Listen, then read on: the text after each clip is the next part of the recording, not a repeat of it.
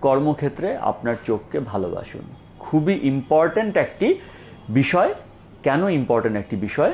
কারণ এখন কিন্তু আমাদের কাজের ব্যস্ততা বেড়েছে।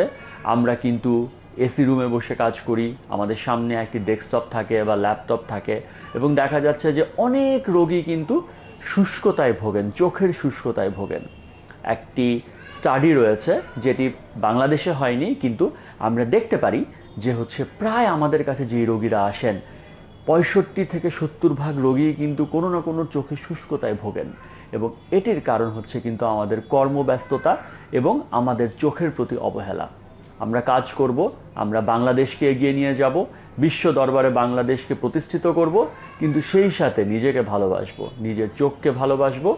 কি করতে হবে? আপনারা যারা চশমা পরেন, যাদের দেখার জন্য চশমা লাগে, তারা অবশ্যই কর্মক্ষেত্রে চশমা ব্যবহার করবেন। যাদের এসিতে কাজ করতে হয় এবং অনেকক্ষণ ডেস্কটপ বা ল্যাপটপে কাজ করতে হয়, তারা কিন্তু একটি ব্যায়াম অবশ্যই মনে রাখবেন। আমি এটাকে ব্যায়াম বলবো না, এটাকে বলবো একটি প্র্যাকটিস, যে আপনি 20-20-20 রুলস ফলো করবেন। কিভাবে করবেন? আপনি 20 মিনিট কাজ করার পরে 20 সেকেন্ডের জন্য একটু 20 মিটার দূরে, মনে করবেন যে আমি 20 মিটার দূরে তাকাচ্ছি, এই প্র্যাকটিসটি করবেন। আবার 20 মিনিট কাজ করবেন, আবার 20 সেকেন্ডের জন্য ব্রেক নেবেন, দূরে তাকাবেন, আবার আপনি কাজ করবেন।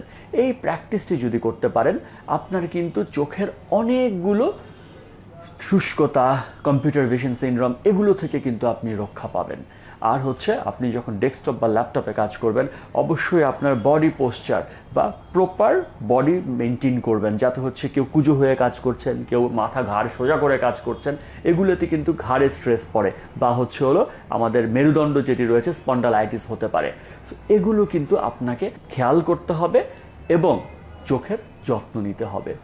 আমরা আছি চক্ষু বিশেষজ্ঞরা আপনাদের সেবার জন্য, কিন্তু আপনার নিজের সচেতনতা পারে আপনাকে চোখের অনেকগুলো সমস্যা থেকে রক্ষা করতে। ভালো থাকবেন।